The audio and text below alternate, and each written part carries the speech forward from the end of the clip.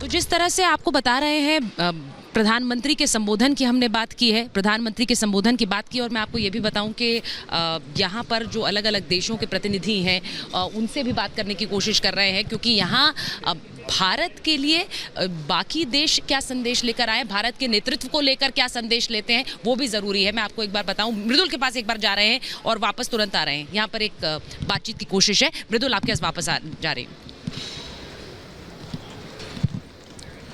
बिल्कुल, और देखिए सबसे अहम बात यही है सुचरिता, भारत की कोशिश क्या है, लेकिन आज एक कोशिश देखिए, भारत पहली मर्तबा किसी इवेंट में भारत नाम से शामिल हुआ है। जो हम देख रहे थे सामने, वैसी नेम प्लेट्स पर जब लिखा रहता था तो इंडिया डेलीगेट्स लिखा रहता था, बाहर जाते थे, लेकिन आज भारत लिखा हुआ है। और एक और महत्वपूर्ण बात है, श्वेता को भी मैं इस चर्चा में शामिल करूंगा। श्वेता, प्रधानमंत्री ने जिक्र भी किया और वो जो फ्रेम है अब वो बस गई है, क्योंकि पहला ऐसा इवेंट है G20 का और इंटरनेशनल इवेंट जिसमें भारत नाम से शामिल हुआ है। बहुत बड़ी बात है ये मृदुल, और आप तो देखना इस पे क्या आगे रिएक्शंस आते हैं। अभी तो आए नहीं है। हाँ मृदुल, एक बात आज आपने खास देखी, जब प्रधानमंत्री स्वागत कर रहे थे, व्हील थी पीछे।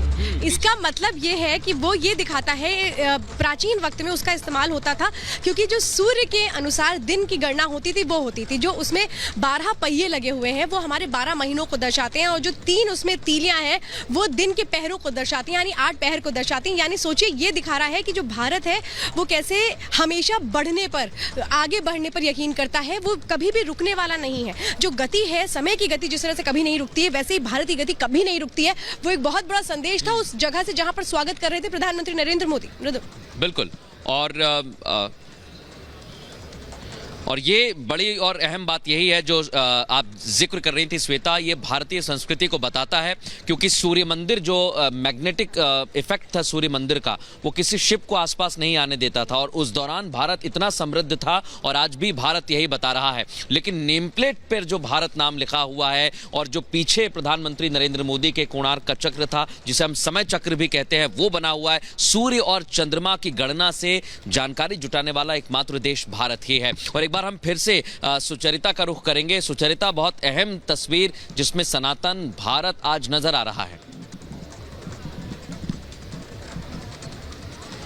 जी बिल्कुल, और आप ये भी समझिए कि सनातन भारत नज़र आ रहा है। ऋषि सुनक जब हिंदुस्तान आते हैं तो वो भी ये कहते हैं कि मैं गर्व से कहता हूँ मैं हिंदू हूँ।